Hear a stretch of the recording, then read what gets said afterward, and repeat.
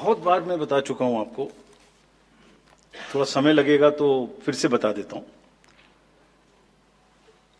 6 महीने लगभग 5-6 महीने फर्स्ट एफएलसी शुरू होती है ईवीएम की। मैं दो बात बता रहा हूं, बस मोटी सी दो बात, बाकी सब आपको मालूम है। वो टेम्पर नहीं हो सकती, उसमें कोई कनेक्शन नहीं हो सकता। अभी लोग पूछते हैं जब पेजर से उड़ा देते हैं तो ईवीएम को कैसे हैक नहीं कर सकते, ये भी पूछते हैं। जब कोई किसी कंट्री में पेजर से उड़ा दिया तो ईवीएम हैक हो जाएगी। अरे भाई, पेजर कनेक्टेड होता है, ईवीएम कनेक्टेड नहीं होती। एनीवे, दो बात मोटी मैं आपको बताता हूं, बहुत मोटी। 5-6 महीने पहले एफएलसी होती है, first level checking of the EVMs, और मेरे पास में एक पूरा रिकॉर्ड है। ये हम जो भी ईवीएम की शिकायतें बाय द वे आई हैं, वो हमारे पास 20 शिकायतें आई हैं। हर 20 शिकायत का हम इंडिविजुअल जवाब देंगे, फैक्ट बाय फैक्ट। सो इसमें कोई डाउट नहीं है। We will convey to each candidate to assure, this is our duty. Actually हमारी ड्यूटी है कि अगर कैंडिडेट ये पूछ रहे हैं कि आप बताइए, तो हम उन्हें बताएंगे, निश्चित रूप से बताएंगे, लिख के बताएंगे, पूरा डिटेल्ड बताएंगे और जल्दी ही बताएंगे। तो I am not going into individual cases, और उन सबको पब्लिश भी कर देंगे ताकि आप सबको भी पता लग जाए। But first level checking, randomization, second randomization, storage में रखना, स्टोरेज से बाहर निकालना, कमीशनिंग करना, कमीशनिंग के बाद वापिस स्टोरेज में रखना, फिर उसको पोलिंग डिस्पर्सल के दिन ले जाना, फिर उसको बूथ पे पहुंचाना, बूथ पे पूरा दिन वोटिंग कराना, फिर सील करना, फिर वापस स्टोरेज में रखना, फिर काउंटिंग के दिन निकालना, फिर पूरे दिन दिखाना। इसमें हर समय पर पॉलिटिकल पार्टी या उस कैंडिडेट या उसका एजेंट मौजूद रहते हैं। जब मशीन में कमीशनिंग होती है उस दिन उसमें बैटरी डाली जाती है। पहले आया था, पहले और बहुत सारी चीजें आई थी कि वो हैक हो सकती है, उसका वोट इधर डाला तो इधर जा सकता है, कुछ हो सकता है। ये पहली बार आया।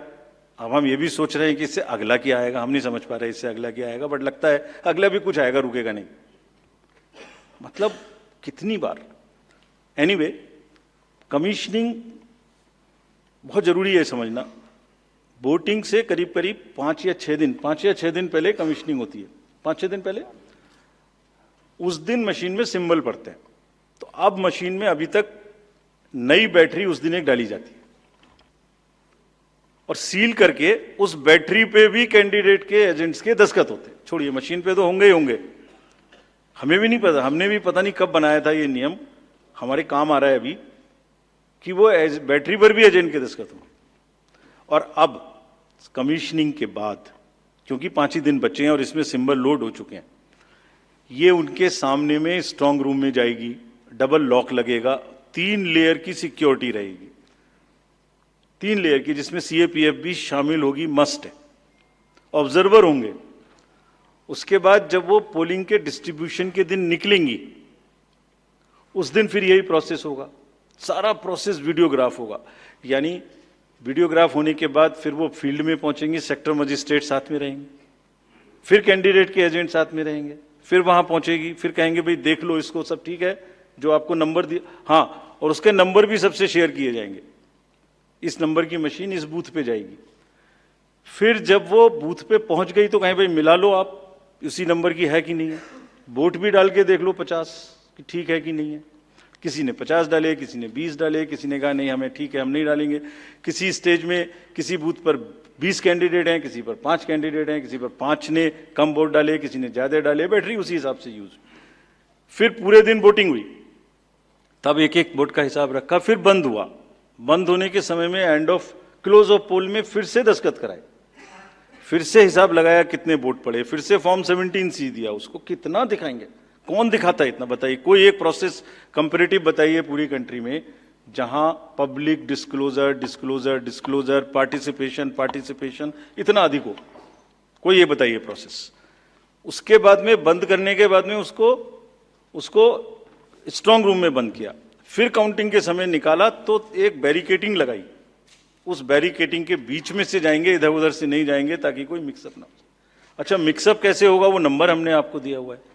जब काउंटिंग में पहुंचे तो फिर कहें भाई चेक कर लो, फिर 17C से चेक कर लो, round wise round this is happening.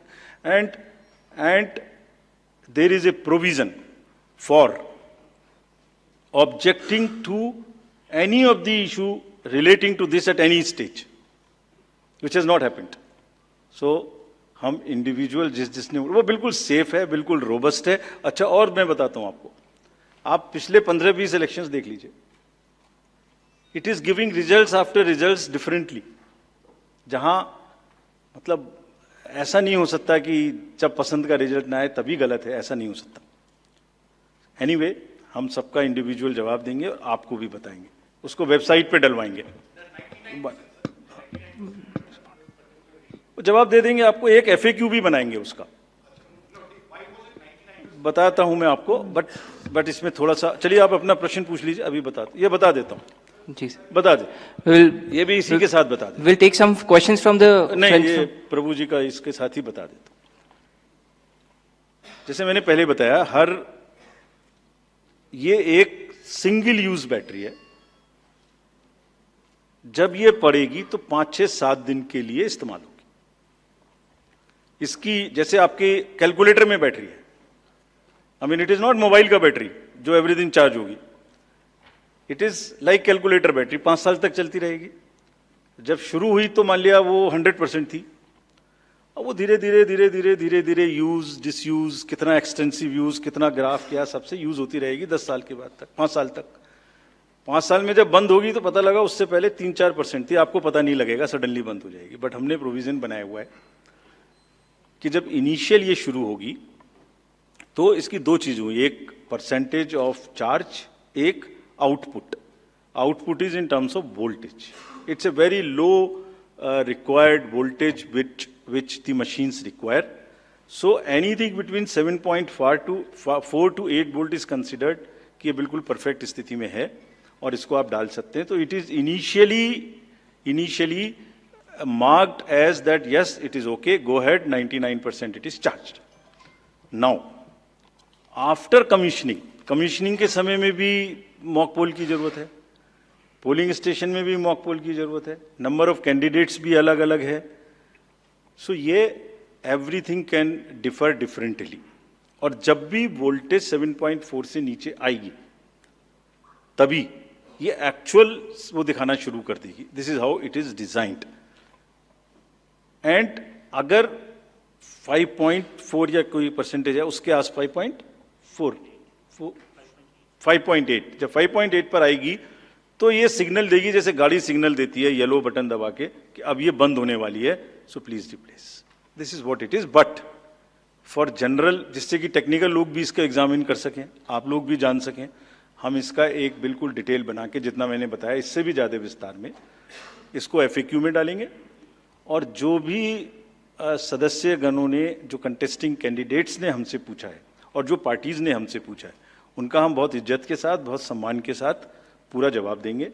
और जैसे जैसे आरओज अपना अपना जवाब दे देंगे, we have asked all ROs 20 कि आप सब डॉक्यूमेंट करिए, सब बताइए कि कब कमीशनिंग हुई, सब बताइए कौन कौन साथ में था, पूरा डिटेल विस्तार बनाइए, पूरी प्रोसेस एंड टू एंड.